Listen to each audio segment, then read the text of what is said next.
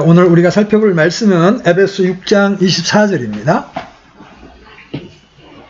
에베소 6장 24절.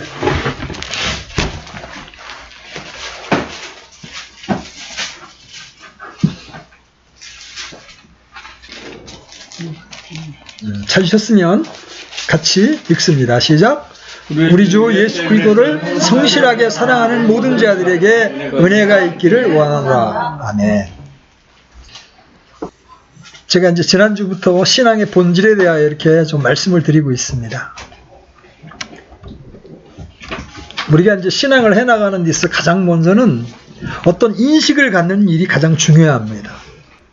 그 다음에 그 인식이 실제가 될 수 있도록 내가 추구하는 일이 필요하죠. 그래서 이제 하나님의 은혜로 이 실제를 얻게 되면 우리 신앙이 이제 그때부터 능력이 있게 돼요. 이론이 아닌 실제를 이제 갖게 됩니다. 아까도 제가 설명을 드렸지만 기독교 신앙의 본질은 사람마다 각기 다양한 각도에서 정의할 수 있어요. 저는 개인적으로 아까 말씀드렸던 것처럼 기독교 신앙은 하나님을 아는 것으로부터 시작한다. 그 다음에 하나님을 알면 알수록 하나님이 나를 얼마나 사랑하셨는가를 이제 깨닫게 되죠. 그렇게 되면 자연스럽게 우리는 이제 하나님을 사랑하게 됩니다. 구원파 같은 데서는 우리가 어떻게 하나님을 사랑해? 이러면서 굉장히 피동적으로 이렇게 접근해요. 우리의 천연적인 자아로는 하나님을 사랑할 수 없습니다. 그렇죠? 근데 우리 안에 두신 성령님이 하나님의 사랑을 알게 하시고 나를 부르신 그 고귀한 부르심이 어떤 것인지를 알게 되면 자연스럽게 하나님을 사랑하게 돼요. 그래서 마침내 그 사랑을 경험하게 된 신자는 하나님의 부르심, 하나님의 사역에 전심으로 동참하게 됩니다. 그래서 나중에 하나님이 아마존에 가라면, 죽음의 영역에 가라면 기꺼이 생명을 내어놓을 수 있는 데까지 가게 되는 것이죠. 하나님은 이런 길로 우리를 부르셨습니다. 오늘은 두 번째로 하나님을 사랑하는 것, 하나님을 사랑한다는 것이 무엇인지에 대해서 좀 살펴보려고 합니다.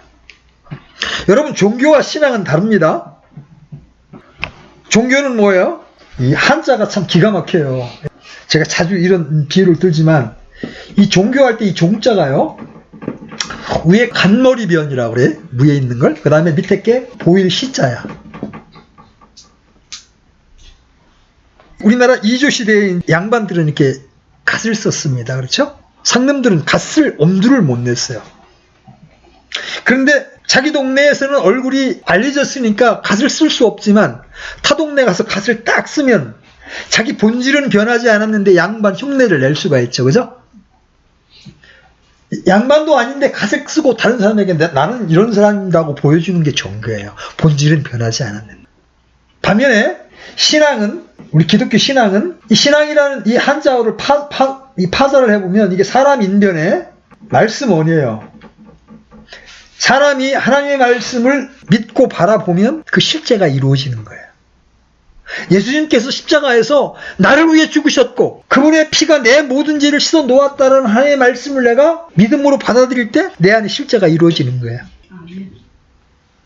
종교와 신앙은 이렇게 다른 거예요. 주님은 종교 생활에 철저했던 바리새인들에게 뭐라고 말씀하세요? 아주 냉정한 진단을 하십니다. 여러분, 요한복음 5장 42절 한번 가보십시오. 요한복음 5장 42절. 여러분들도 이 말씀 앞에 한번 찔림이 있어야 합니다. 같이 한번 읽어보겠습니다. 시작. 다만 내가 너희를 알거니와 너희에게는 하나님을 향한 사랑이 너희 속에 없느니라. 여러분, 바리새인들이 얼마나 열심히 했습니까? 그죠? 일주일에 2번 금식했습니다. 11조 꼬박꼬박, 그것도 근체와 이런 채소의 11조까지 드렸습니다. 말씀을 옷깃에 달고 다녔습니다. 그런 바리새인들에게 주님이 너희에게는 하나님을 향한 사랑이 없느니라 그래요. 바리새인들이 이걸 인정을 못한 거예요.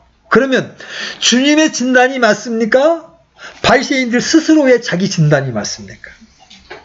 주님의 진단이 옳죠, 그죠?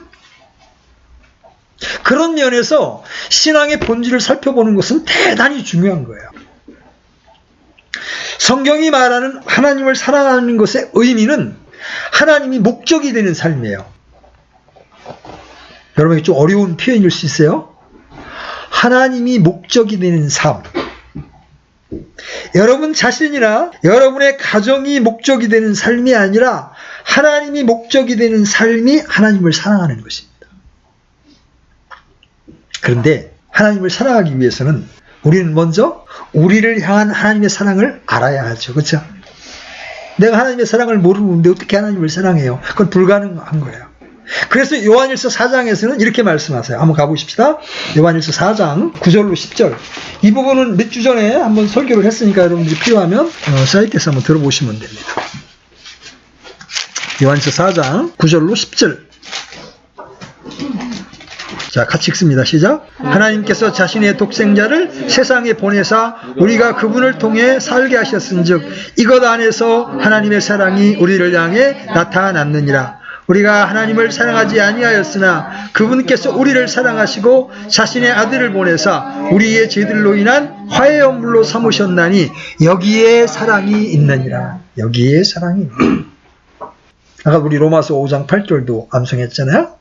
우리가 아직 죄인이었을 때, 하나님과 원수되었을 때 아들을 보내셔서 우리를 위하여 죽게 하심으로 우리를 향한 하나님의 사랑을 당당히 나타내 보여주셨습니다. 이 사랑이 성령을 통하여 우리 마음에 부어지는 것이 구원입니다. 그런데 이렇게 하나님의 사랑이 성령을 통하여 마음에 부어진 사람들이 해야 할 일이 있어요. 그것이 바로 하나님을 사랑하는 것입니다. 오늘 에베소 6장의 본문에서 뭐라고 그래요? 하나님을 성실히 사랑하는 자들에게 은혜가 있을지어다. 하나님을 사랑하는 것, 이것이 성경에 의하면 첫 번째 명령입니다. 그러면 하나님을 사랑하는 것은 구체적으로 어떤 것을 말하는 것입니까? 의외로 기독교인들이 하나님을 사랑한다는 말의 의미를 이해하지 못하는 경우가 많이 있어요. 첫 번째로 하나님을 사랑한다는 것은 전 존재로 사랑하는 겁니다. 전 존재로 사랑하는 겁니다. 마태복음 22장 37절에 보면 예수님께서 이렇게 말씀하시죠. 너는 마음을 다하고 혼을 다하고 생각을 다하여 내 하나님을 사랑하라. 하나님은 유일하신 하나님이십니다. 그렇죠? 이 말씀은 매우 중요한 의미가 있습니다. 우리가 사랑해야 할 대상은 오직 한 분임을 말씀하고 있는 거예요. 그 하나님을 사랑하되 마음을 다하고 혼을 다하고 생각을 다하여 사랑해야 합니다. 하나님을 사랑하는 것은 나누어진 마음이 아닙니다. 여럿 중에 하나가 아니라는 것이죠. 이것은 우선순위와도 관계가 있어요. 여러분, 제자도를 가리키는 누가복음 14장에서 예수님이 이렇게 말씀하십니다. 어떤 사람이 내게 오면서 자기 아버지나 어머니나 아내나 자녀나 형제나 자매를 참으로 자기 생명도 미워하지 아니하면 능히 내 제자가 되지 못하고. 아니, 부모를 공경하라고 말씀하신 하나님께서 지금 아버지나 어머니를 미워하지 아니하면, 심지어 자기 생명도 미워하지 아니하면 주님의 제자가 될 수 없다고 말씀하십니다. 뭔가 모순처럼 들릴 수 있어요.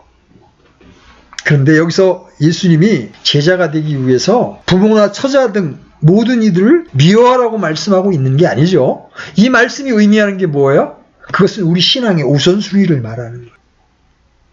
하나님은 우리가 하나님을 사랑하기를 원하십니다.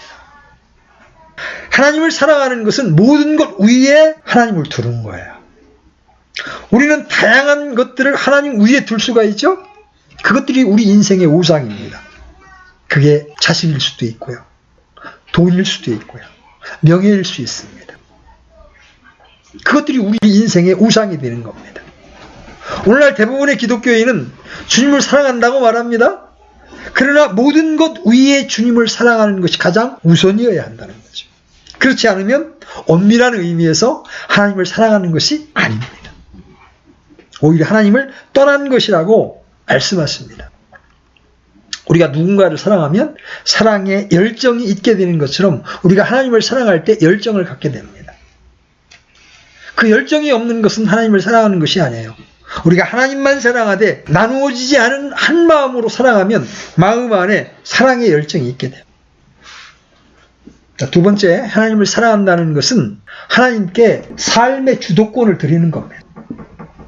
이런 말씀들 듣다 보면 막 부담스러워질 수 있어요. 왜? 내가 그렇게 살지 못하니까, 그죠? 자, 하나님을 사랑하는 것이 마음에서부터이며 우선순위의 문제라면 이제 우리는 우리 삶의 주도권을 하나님께 드려야 합니다. 하나님을 사랑한다고 말하면서 주도권을 주님께 드리지 못하면 절대로 하나님을 사랑할 수 없어요. 그래서 예수님은 가족에 대한 주도권을 주님께 드리고 주님을 쫓으라고 말씀하는 거예요. 우리 안에서 주도권을 갖는 그것이 우리 삶의 주인 노릇을 하게 돼 있죠. 그렇죠? 반드시 그렇게 됩니다. 많은 사람들이 입술로는 하나님을 사랑한다고 말하면서도 여전히 하나님께 주도권을 내드리지 못합니다. 우리는 우리의 주도권이 누구에게 있는지 탐사해 보아야 합니다. 우리가 반응하는 것을 보면 알 수 있어요. 우리가 반응하는 그것이 우리 삶의 주도권을 갖는 거예요. 우리가 하나님께 주도권을 드리고 하나님을 신뢰한다면 우리는 하나님께 가장 먼저 반응하게 됩니다. 믿음은 인격체이신 하나님께 반응하는 거예요. 상황이나 환경 혹은 사람에게 반응하는 것이 아닙니다. 우리가 하나님께만 반응한다면 우리의 삶의 주도권은 주님께 있게 되는 겁니다.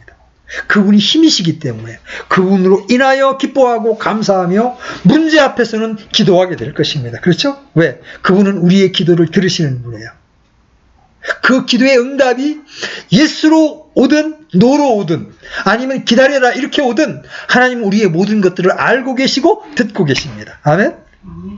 그런 거로 우리는 얼마든지 편안한 마음으로 우리의 삶의 주도권을 그분께 드릴 수가 있는 거예요. 그러면 이 타이밍에서 우리가 한번 살펴볼 게 있어요. 우리는 지금 무엇에 반응하고 있습니까? 지금 염려하고 있는 것이 무엇인지를 여러분 한번 살펴보십시오. 여러분을 낙담케 하는 것이 무엇입니까? 무엇이 여러분을 기쁘거나 혹은 슬프게 합니까? 내가 자주 반응하는 그것에 나도 모르게 주도권을 넘긴 거예요. 그것이 무엇인지를 살펴보아야 합니다. 그것이 하나님께로부터 온 것이 아니라면 그것이 내 삶의 우상이 되는 겁니다. 자신의 야망에서 나오는 자신의 명성일 수도 있죠. 그렇다면 사람의 평가를 의식하고 그것에 심하게 좌우될 겁니다. 그렇죠? 사람들의 평가를 좋게 끌어내기 위해서 노력하게 될 겁니다. 물질일 수도 있죠. 물질적으로 풍요하면 기쁨이 넘치지만 물질적으로 어려움이 있을 때 낙심하고 좌절하게 됩니다. 물론 물질은 우리의 필요입니다. 그걸 무시할 수 없어요. 그러나 물질의 필요를 아시는 하나님을 신뢰하지 못하는 것은 불신입니다. 하나님은 우리가 원하는 것은 들어주시지 않지만 우리에게 필요한 것은 반드시 들어주시는 하나님이십니다. 믿으십니까? 그러므로 우리의 인생의 주도권을 하나님께 드리고 필요를 채우시는 하나님을 신뢰함으로 나아가야 되는 거예요. 또 우리가 신경 쓰는 것이 배우자나 자녀일 수 있습니다. 배우자나 자녀가 변화되기를 기대합니다. 그리고 그것을 위해 기도합니다. 그리고 변화되었는지를 보다가 약간 변화의 조짐이 있으면 기뻐하고 변화의 조짐이 없으면 낙심해버립니다. 예수님은 수고하고 무거운 짐진 자들아 다 내게로 오라고 우리를 초청하시죠. 그러나 여전히 주님께 가지 않습니다. 다 맡겼다고 말하지만 사실은 자기가 그 짐을 지고 있는 겁니다. 우리가 인생을 살면서 얼마나 많은 때에 이런 실수를 범하고 있는지 몰라요. 하나님께 맡기는 것은 그것의 주도권을 주님께 드리는 거예요. 그리고 전지전능하신 주님께서 당신의 때에 이루실 것을 신뢰하며 그 주님께 반응하는 거야. 이러한 믿음이 있게 되면 내가 원하는 때 응답이 되지 않을지라도 또는 그리하지 아니하실지라도 난망하지 않는 겁니다. 왜? 하나님은 가장 합당한 때에 가장 합당한 방법으로 우리를 도우실 수 있는 분이시기 때문에 그렇습니다. 그래서 하나님을 사랑하려면 이러한 주도권을 주님께 드려야 돼요. 그렇지 않으면 하나님을 수단으로 해서 자기 문제를 해결하는데 초점을 두게 됩니다. 이게 기복신앙입니다. 다른 게 기복신앙이 아니에요. 사역자들도요, 교회와 성도들 또는 사역이 우상인 경우를 보게 됩니다. 교회 사람들이 더해지거나 헌금이 많아질 때 기뻐합니다. 그러나 그 반대의 경우는 낙심합니다. 사역자의 기쁨은 오직 주님이어야 합니다.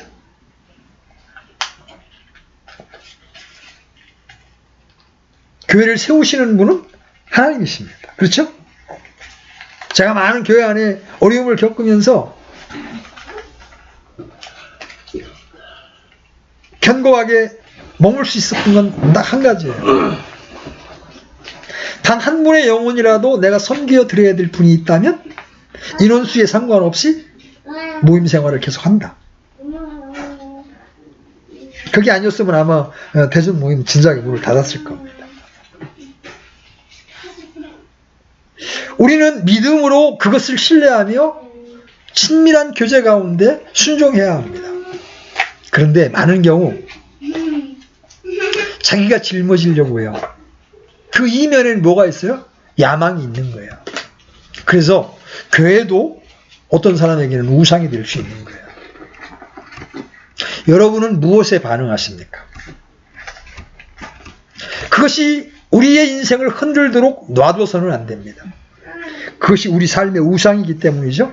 이런 것들이 내려져야 합니다.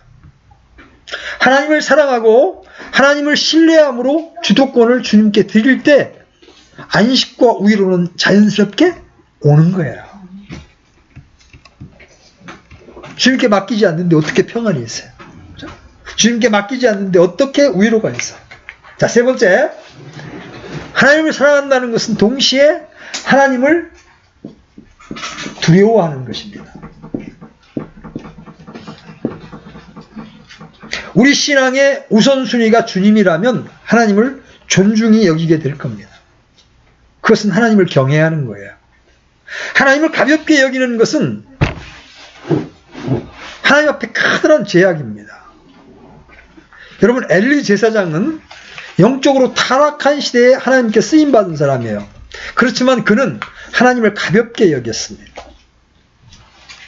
그는 하나님을 경외함이 없었어요. 그의 자녀들은 하나님을 알지 못했고 불량자들이었습니다. 그래서 그들은 하나님께 드리는 가장 좋은 것들을 탈취해서 자기들의 배를 채웠고 성적으로 타락한 행동으로 하나님의 진노를 샀죠. 그런데도 엘리는 자기 자녀들을 꾸중하지만 말리지는 않음으로 하나님의 심판을 자초했습니다.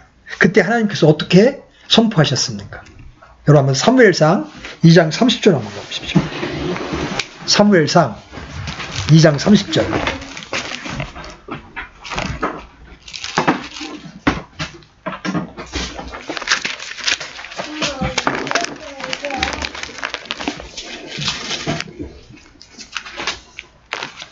자, 다 찾으셨으면 같이 읽어보겠습니다. 시작.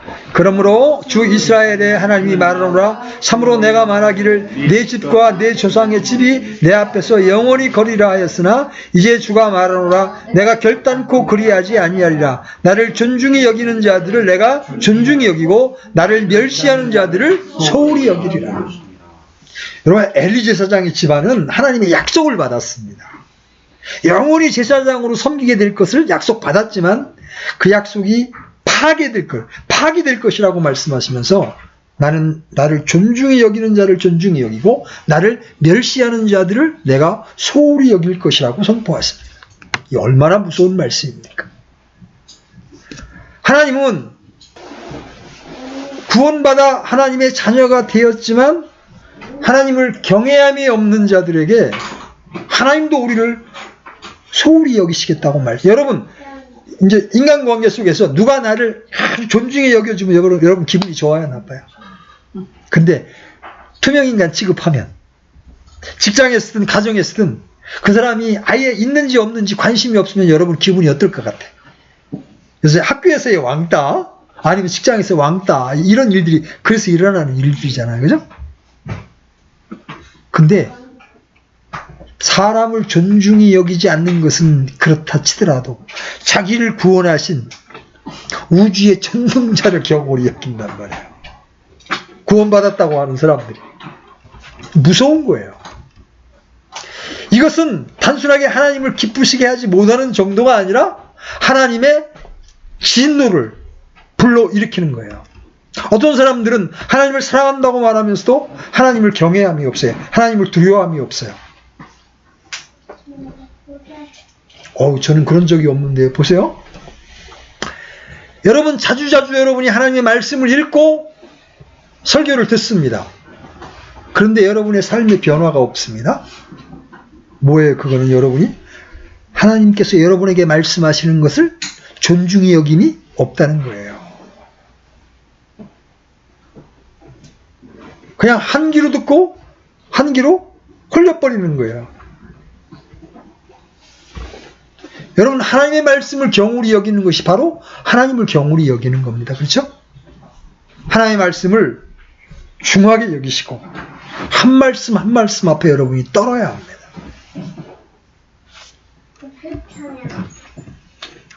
하나님을 두려워한다는 것은 하나님의 하나님 되심을 인하여 그분의 주권 아래 우리가 기꺼이 순복하는 것을 말해요.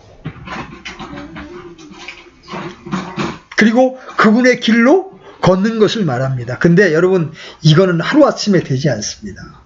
많은 시행착오를 거치면서 교정을 받아야만 하나님 우리에게 보여주시는 길을 따라 걸을 수가 있어요.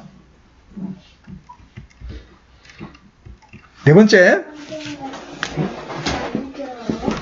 하나님을 사랑하면 순종하게 되죠. 그죠? 요한복음 14장 23절에서 주님께서 이렇게 말씀하십니다. 사람이 나를 사랑하면 내 말을 지키리니 아버지께서 그를 사랑하실 것이요 우리가 그에게 가서 우리의 거처가 그와 함께 있게 하리라. 나를 사랑하면 내 말을 지키리니. 우리가 누군가를 진정으로 사랑한다면 사랑하는 이를 위한 섬김은 더 이상 부담이나 짐이 되지 않습니다. 그렇죠? 기꺼이 기쁨으로 그 일을 감당하게 되는 거예요. 우리가 하나님을 사랑할 때만 주님께 순종할 수 있죠. 우리가 하나님을 사랑하면 그분의 계명을 기쁨으로 순종할 수 있어요. 근데 하나님은 우리가 순종하되 온전한 순종을 원하십니다. 선별적인 순종은 참된 순종이 아니에요. 하나님께서 사울 왕에게 아멜렉을 진멸하기를 원하셨죠? 근데 그는 몇 마리의 짐승들과 아멜렉 왕 아각을 남겼습니다. 자기 마음대로. 그런데 하나님은 그것을 불순종이라고 평가하십니다. 그리고 그 불순종 때문에 사울은 하나님께 버림을 받게 되죠. 그죠? 그래서 이제 다윗 왕이 세워지죠. 우리가 100% 순종해야 버림받지 않는다는 말이 아니에요. 우리가 얼마나 하나님의 말씀을 순종하는, 존중하려는 자세를 가지고 있는가의 문제를 말하고 있는 거예요. 하나님 우리의 중심을 아십니다. 우리가 주님을 사랑하면 기꺼이 주님의 말씀에 순종하려고 하는 거예요. 이것이 하나님을 사랑하는 마음에서 나오는 기본 자세예요. 주님을 사랑한다고 하면서 순종하지 않는 것은 모순입니다. 그렇죠? 자, 여러분 우리가 순종하기 어려운 이유가 무엇입니까? 엄밀하게 말하면 하나님을 사랑하지 않기 때문이죠. 오늘날 많은 사람들이 신앙생활이 어렵다고 말하는 이유 중에 하나도 바로 이거예요. 우리가 주님을 사랑한다면 기꺼이 하나님의 말씀에 순종할 것이고 그것이 무거운 짐이 아니라 기쁨이 될 겁니다. 하나님은 온전한 순종을 원하십니다. 다섯 번째, 하나님을 사랑하면 형제를 사랑하게 됩니다. 요한일서 4장에서 주님 말씀하셨죠? 어떤 사람이 내가 하나님을 사랑하노라 하면서 자기 형제를 미워하면 그는 거짓말쟁이라. 눈으로 본 형제를 사랑하지 않는 자가 본 적이 없는 하나님을 어떻게 사랑할 수 있겠느냐. 하나님을 사랑하는 자는 또한 자기 형제를 사랑하라는 이 명령을 우리가 그분께 받았느니라. 여러분, 내가 하나님을 사랑한다는 것이 참이라면 반드시 그것은 형제 사랑으로 나타나게 된다는 거예요. 하나님을 사랑한다고 고백하면서도 다른 지체를 비방하고 후욕하고 정죄하는 그런 일을 한다면 그는 하나님을 사랑하는 가운데 있지 않은 거예요. 하나님은요, 우리의 신앙이 참된 것인가를 점검하시려고 성경 안에 시금석을 두십니다. 특별히 이제 신약의 서신서 가운데 우리의 신앙을 테스트하는 서신이 야고보서하고 요한일서예요. 야고보서는 믿음이 있다고 하면서 행위가 따르지 않는 자들에게 뭐라 그래요? 네게 믿음이 있어? 믿음 나한테 한번 보여줘.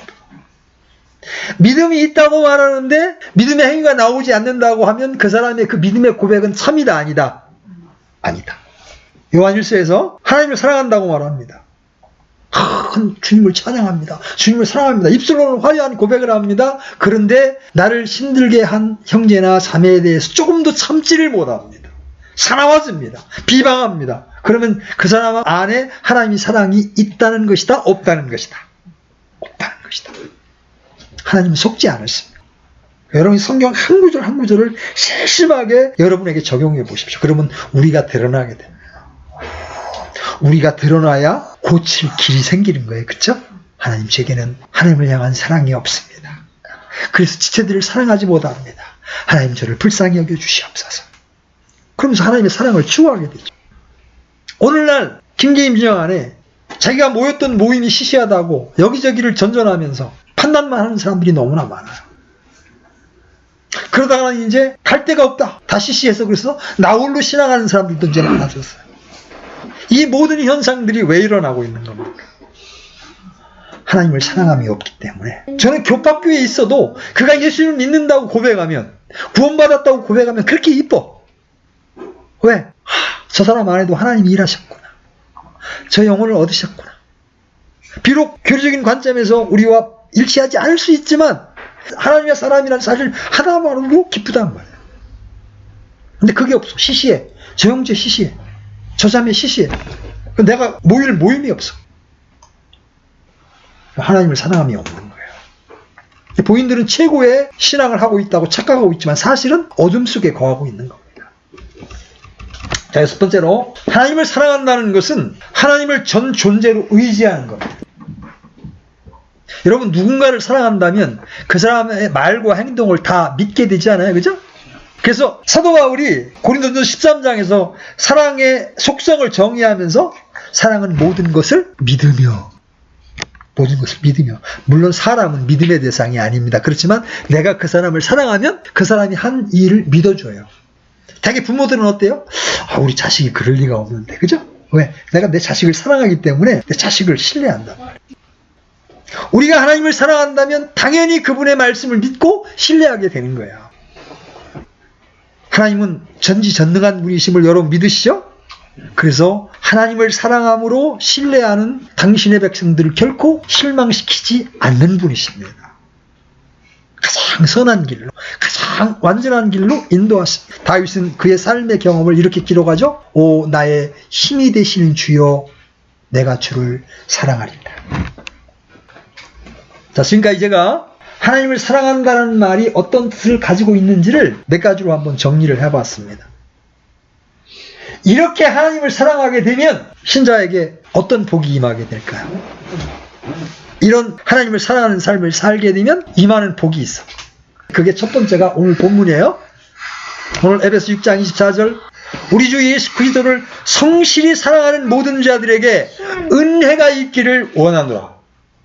하나님의 은혜를 풍성히 받게 됩니다. 누가? 하나님을 사랑하는 자들이. 두 번째, 로마서 8장 28절에 의하면 우리가 알거니와 하나님을 사랑하는 자들 곧 그분의 목적에 따라 부르심을 받은 자들에게는 모든 것이 합력하여 선을 이루느니라. 모든 것이 합력하여 선을 이룹니다. 누가? 하나님을 사랑하는 자들에게. 세 번째, 어떤 복이 임합니까? 하나님을 사랑하는 자들에게.